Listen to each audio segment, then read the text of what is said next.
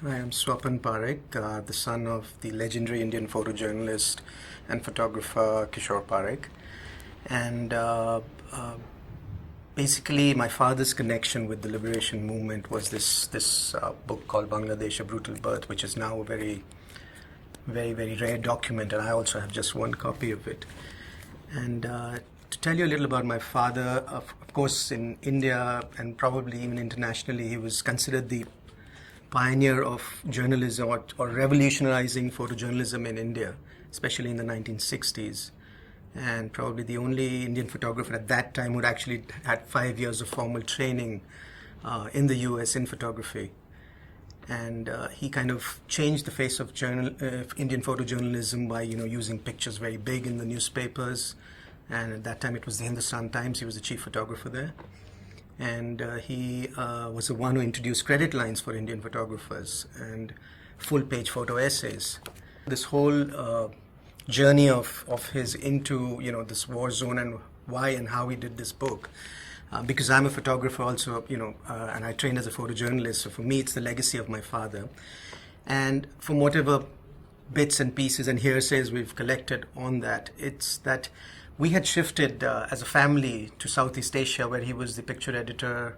He had left India in 1969, and he was a picture editor of slightly more softer magazines, which were dealing more with travel and stories, more on the National Geographic kind of lines. And when this liberation movement was going on, we used to have this ritual of going to the beach on Sunday. It was called the Big Wave Beach in Hong Kong. And my mom keeps telling me, of course she's no more also, but she kind of conferred to me in terms of what happened then. And I have a faint recollection of being on the beach that day. And he was just in tears. He was crying. And he says, my country's burning, my subcontinent's burning, and here I am just sitting on the beach. He said, I can't take this. I just got to be in the war zone. I got to go back, even if it means returning to journalism after, the span of 3 years. So he basically just went back to the office, picked up, I think, what was 25 rolls of film, and told his mom, I don't know when I'm coming back. I'm just going in. But she says, no one's assigned you this. And he tried it with the local editors there, and they said, Kishore, what would these pictures mean for us? We're like a glossy, travel magazine. So he said, I don't care, I'm just going, So he lands up here in India and asks a friend to just drive him till the border. So from Calcutta he gets on a friend's car, convincing him, and the pugnacious character that he was, no one said no to him. So he said, okay, well, let's go. And he lands up there at the border, and he just tells his friend, go back. So he says, but Kishore, you're all alone. He said, no, just go back. I'm telling you, you'll be caught with me. It's no point. So he reaches the border, and then at the border there was this contingent of Indian press representatives who were going into the war zone as the official correspondents of the war. And of course he was famous as a photographer. People knew him, but he had no accreditation at that time from the Indian government because he didn't officially have any permission. So here we are. He says, okay, he just takes his bags and just makes a dash towards a helicopter that was leaving with the press troop, and dashes into the helicopter. And there's an army major there of the Indian Army. He says, who are you? And of course the other photographers say, oh, this is Kishore Parekh. But he says, but I can't take you officially. You don't have any documents with you. And of course Raghu Rai, who obviously everyone also knows now, who was his colleague from the days in the 60s when they were contemporaries. He says, Kishore, are you, what's this all about? And he says, no. He told the major, you know what, I'm standing here. Shoot me or take me. And which was as typical of my father. Knowing the character he was, he always wanted to, get his way through, come what may. The pictures is what matters. And so the major says, I can't. He says, no, I'm standing here, just kill me. And then his friends, Raghu Rai and the other photographers who were there, probably told the major, just let it be. So he says, okay, this never happened, the major says. You weren't here, I take you in, I drop you there, and, we don't talk about this. So that's exactly how he landed in the conflict area. And then I believe through sketchy references that, he kind of hitchhiked on trucks and whatever, and kind of reached the zone. And then he photographed the movement. So I wouldn't say the movement. By that time, it was like the peak of I think the battle. So between I think for about 10 or 11 days, he photographed what was happening till the day of surrender, and probably during that process realized the material that he had.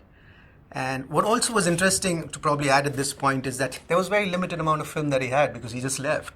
During the process, he probably felt that he's running out of film, and it seems that a friend of his was going back to Southeast Asia. They just crossed paths, and I believe, I'm not sure where it was, but I've heard stories about it being at the airport, and the departure and arrival lounges used to be on different floors. And he kind of just signaled to him, and this guy threw a box of 20 rolls at him.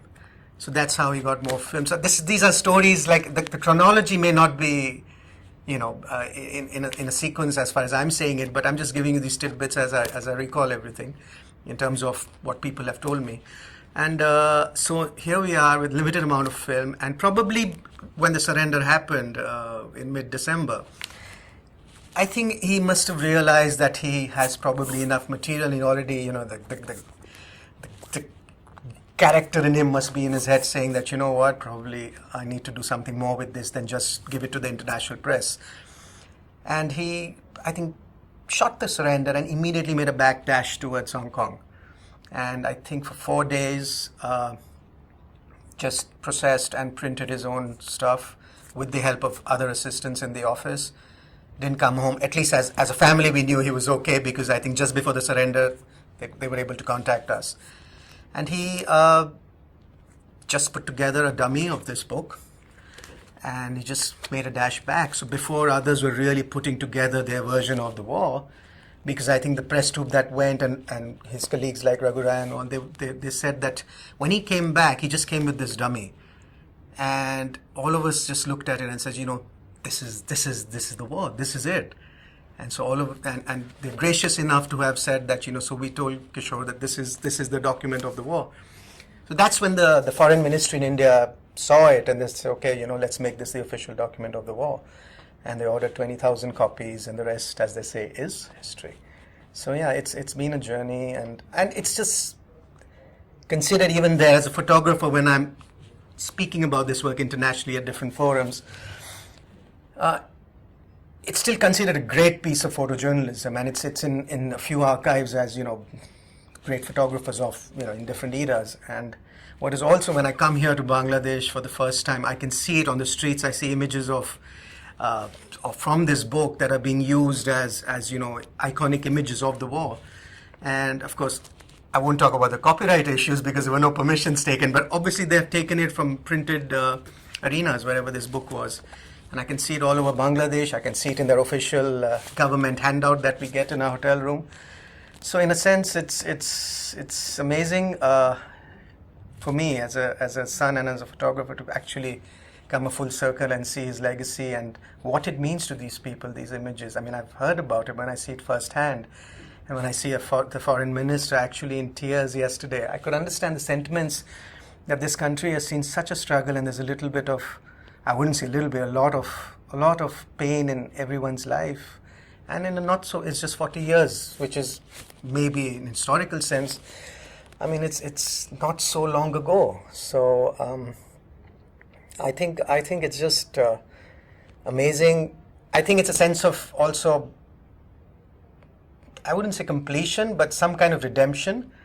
When I'm here and seeing his legacy, it feels rather strange that he came in here on the top of a truck and fought his way into the war zone, and here we are, myself and my sister, who's also representing him, landing in comfortably on an aircraft. But I guess, he's there watching, and I think I need to do more with this. I really, really want to look at the possibility of how we can further this great piece of journalism, this great piece of, I would say, a great piece of history that people here value. And I really, really saw it firsthand when I was here.